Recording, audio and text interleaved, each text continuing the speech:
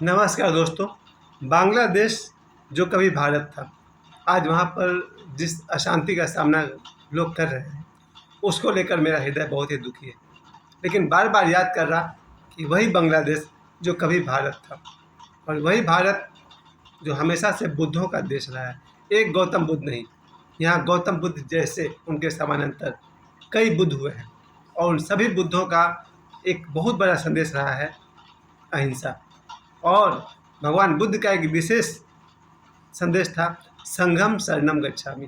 वो कहते हैं संघ के शरण में आ जाओ। उस जमाने में भगवान बुद्ध ने कहा था धम्मम शरणम गच्छामि, पहले उन्होंने कहा था बुद्धम शरणम गच्छामि, धम्मम शरणम गच्छामि और संघम शरणम गच्छामि। संघ का मतलब होता है समूह, यूनियन। और तब भगवान बुद्ध ने कहा था सभी मिलजुल कर रहो। ये इतना बड़ा संदेश को अगर आज बांग्लादेश समझ पाए तो वो देश, वहाँ शांति फिर से कायम हो सकती है। और सबसे जो दुखद बात रहा, मैं शाम को आज देख रहा था न्यूज़ चैनल पर, पिछले लगभग 2-4 दिनों से बांग्लादेश में जो उपद्रव मचा हुआ है, उसको देखकर मुझे लग रहा अभी कुछ ही दिन, कुछ महीना पहले तक जो उस देश में इतनी शांति थी, कैसे ये हो गया कि अचानक वहाँ के लोग और विशेष करके हिंसा पर उतर गए और हिंदू मंदिरों को तोड़ने लगे, हिंदू परिवारों को सताने लगे, मारने लगे। और जो भी कुछ हो रहा वहाँ पर, अभी वहाँ मैंने देखा इस्कॉन मंदिर को जला दिया गया है, जगन्नाथ भगवान की मूर्ति और 2-3 मूर्तियों को मैंने देखा वो जला दिए गए हैं, तोड़ दिए गए हैं। किस तरह से उस देश में विशेषकर हिंदू मंदिरों के साथ और हिंदुओं के साथ जो अत्याचार हो रहा है, उसको लेकर के मेरे मन में सिर्फ एक बात है, मैं सिर्फ ये नहीं कह रहा हूँ कि हिंदुओं के साथ अत्याचार हो रहा है। अत्याचार जब होता होगा उसका असर सभी पे पड़ता है। अगर एक मुसलमान कोई अपने घर में कोई पेड़ लगाए, उस पेड़ से जो ऑक्सीजन निकलता है वो सभी को मिलता है, चाहे वो हिंदू हो या क्रिश्चियन हो या सरदार जी हो। जब आप ये बात समझ जाएंगे कि एक कोई किसी धर्म का व्यक्ति मोबाइल का आविष्कार करता है, उस मोबाइल का लाभ दुनिया के सभी जाति धर्म के लोग लेते हैं। जब किसी ने जॉन एल साहब ने जब टेलीविज़न का आविष्कार किया, उस टेलीविज़न का उपयोग हिंदू, मुस्लिम, सिख, ईसाई सभी लोग कर रहे हैं। तब आपको समझ में आएगा जितनी भी धर्म और जाति की सीमा है, उसका कोई बहुत ज़्यादा मूल्य नहीं है। अगर देखा जाए तो जब टीवी का आविष्कार हुआ जॉन एल्बियट साहब ने, और अगर कोई कहे कि वो तो क्रिश्चियन थे, हम हिंदू क्यों टीवी देखेंगे, तो ये कोई बात नहीं हुई। एक व्यक्ति के आविष्कार से पूरे मानव जाति लाभान्वित होती है। एक गौतम बुद्ध से पूरी दुनिया को समझ में आ गया कि अहिंसा और शांति क्या होती है। भगवान बुद्ध की अहिंसा में कुछ लोगों ने ये समझ लिया कि कमज़ोर आदमी कहते हैं कि हम तो हिंसा कर नहीं सकते, इसलिए अहिंसा मेरा धर्म है। नहीं, भगवान बुद्ध ने जिस समय अहिंसा की बात कही थी, वो उन्होंने तब कही थी जब मनुष्य के पास शक्ति बहुत थी। और शक्तिशाली आदमी हिंसा करे ये बड़ा आम बात है। किसी शक्तिशाली व्यक्ति के पास मसल्स पावर है, धन दौलत है, तलवार है, करोड़ रुपए है, वो अत्याचार करे, हिंसा करे, आसान है। लेकिन तब भगवान बुद्ध कहते हैं कि यही शक्तिशाली आदमी जिसके पास मसल्स पावर है, मनी पावर है, वो व्यक्ति अगर अहिंसा पर उतर जाए तो उसे प्रेम कहते हैं। मैं बांग्लादेश को लेकर के जब मैंने देखा, बाबा रामदेव उन्होंने अपना संदेश दिया कि हिंदुओं पर और हिंदू मंदिरों पर जो अत्याचार हो रहा है उसे रोक दिया जाना चाहिए। फिर बाबा बागेश्वर ने भी अपना संदेश दिया कि हिंदुओं पर, हिंदू मंदिरों पर जो अत्याचार हो रहा है उसको लेकर उनका हृदय बहुत दुखी है। यहाँ पर मुझे भी कहना है कि सिर्फ ये नहीं कहना है कि हिंदुओं पर, मैं तो कहता हूँ कि जो लोग भी दंगा फैला रहे हैं, क्या वो शांति से है? कल रात की ही बात है, मुझे याद आता है कि हम अगर एक भी कोई ऐसा काम करते हैं अशांति वाला, तो फिर हमें भी नींद नहीं आती है। कल मैंने देखा अपने दिमाग को लाउड स्पीकर की तरह बोलता चला जा रहा था। हम जब शांति बांटेंगे तो ही शांति से सो पाएंगे। ज़रा सोचिए, कोई आदमी दिन भर दंगा फसाद, मारपीट, मंदिरों में आग लगाता फिरेगा, वो चैन से रहता होगा? यही बात मैं आप सभी से कहना चाहता हूँ। दंगा करने वाले, मारपीट करने वाले स्वयं भी शांत नहीं हैं, क्योंकि शांत आदमी ये काम करेगा ही नहीं। इस बारे में भारत का इतिहास बहुत पुराना रहा है। भारत में शुरू से अगर हजारों वर्ष की बात करें तो यहाँ भगवान राम जैसे व्यक्ति भी रहे हैं, जिन्हें हम में से बहुत उन्हें अपना ईश्वर मानते हैं। भगवान राम की सबसे बड़ी गुण क्या मैं कहूँगा, सबसे बड़ा गुण ये है उनके पास शक्ति है और उनके पास अहिंसा का बल है।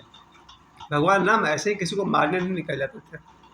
भगवान राम शक्ति के ही प्रतीक है और अहिंसा और प्रेम के ही प्रतीक है। फिर उनके बाद भगवान कृष्ण आए। मुझे लगता है दुनिया में भगवान कृष्ण जैसा शक्तिशाली इंडिविजुअल, शक्तिशाली मनुष्य या देवता या ईश्वर होना आसान नहीं है।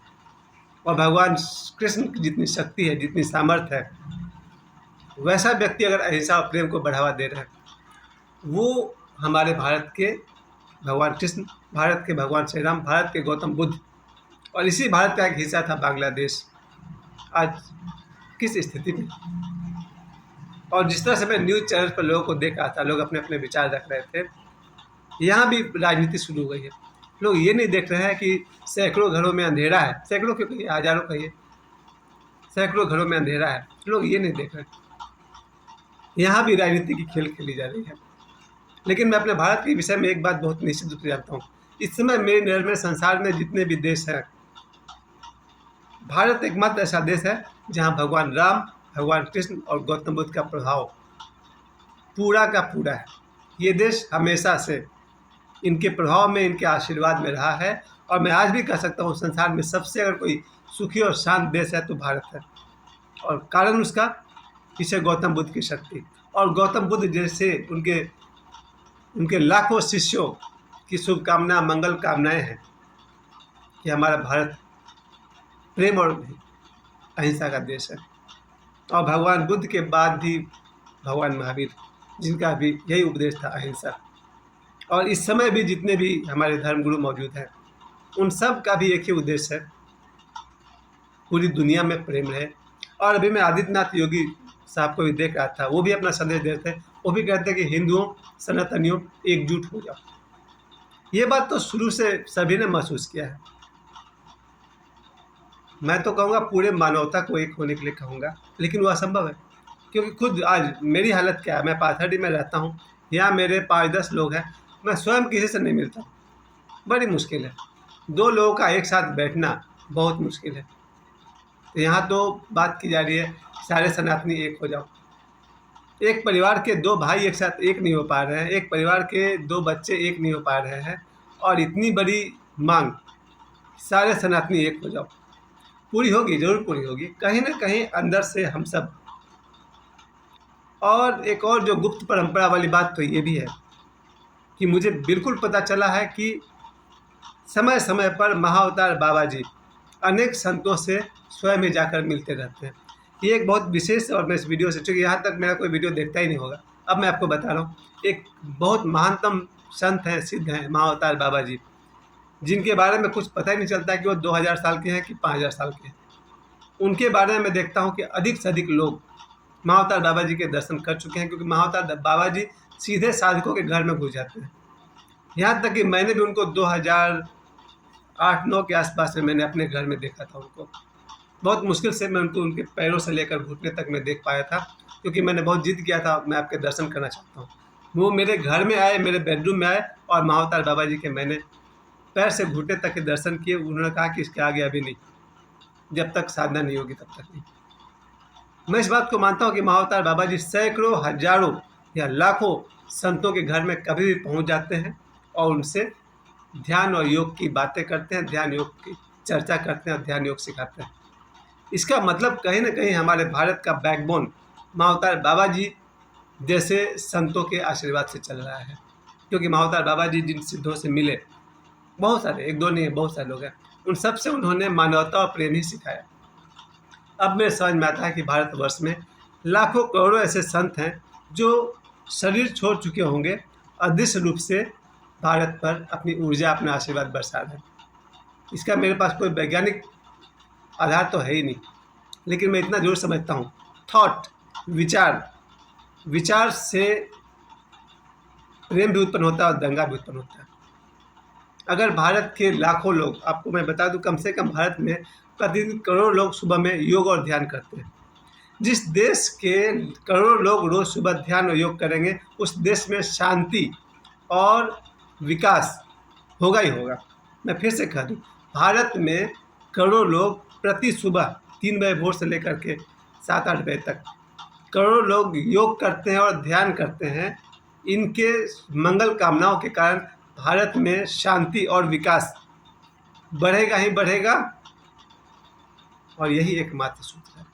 तो फिर से कहना चाहूँगा, बांग्लादेश जो कभी भारत था उसमें फिर से अमन और शांति कायम हो, ये मेरी शुभकामना है। और मैं भारत के विषय में एक बार फिर से कह दूँ, भारत में करोड़ों लोग रोज़ सुबह ध्यान करते हैं, योग करते हैं, पूजा पाठ करते हैं और पूरे विश्व शांति की मंगल कामना करते हैं। मैं भी करता हूँ। मुझे समय देने के लिए आप सभी को बहुत बहुत धन्यवाद। प्रणाम।